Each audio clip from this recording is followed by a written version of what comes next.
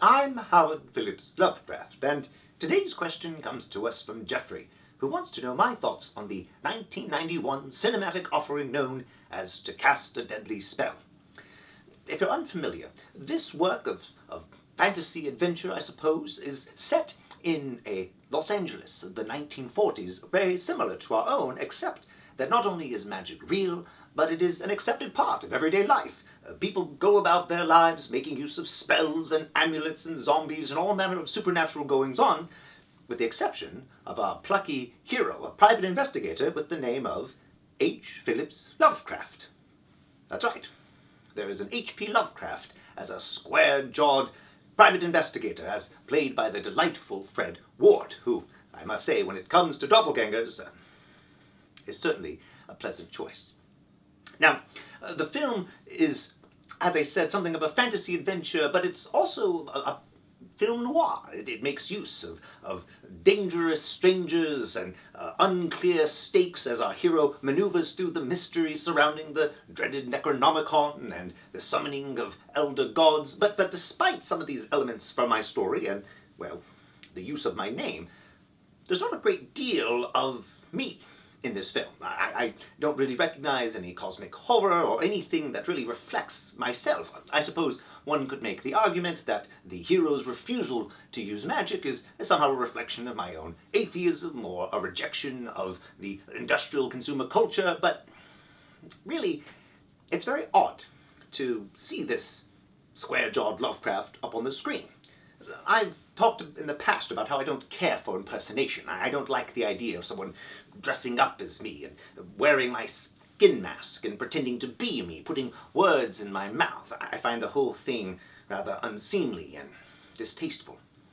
But this Lovecraft is so far removed from who I am. I think I possess a certain amount of self-awareness to say that I'm no action star, that I can't take any offense. Instead, it's very strange to see my whole identity, my whole body of work reduced, flattened to mere reference. That's all that I'm really there for, a sort of homage, perhaps, an Easter egg, but really just reference. And it speaks, I think, to how this culture makes use of reference and nostalgia in its way of telling stories and trying to communicate something about itself. The current trend of films are all about trying to reach out to some imagined shared past with nothing but references. And, well, while in and of itself I don't think there's anything problematic, it can lead to a flatter, less rich culture. I am reminded of the famous episode of that children's television program where the heroes encounter a race that only speaks in references without any sense of context. They go about spouting things about Darmok Angela dat Tanagra. And while I don't think we're quite there yet, we're certainly approaching it. And I think we would do well to attempt to create more original works, try to find ways to reimagine what's already come before us. We all of us stand on giants. I am no exception, but I think to truly honor those creatives we have taken inspiration from, we should look to do more than just refer, call back. We should look to innovate.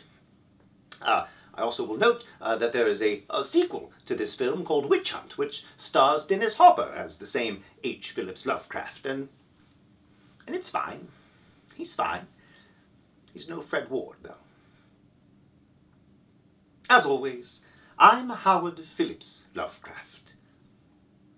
Thank you.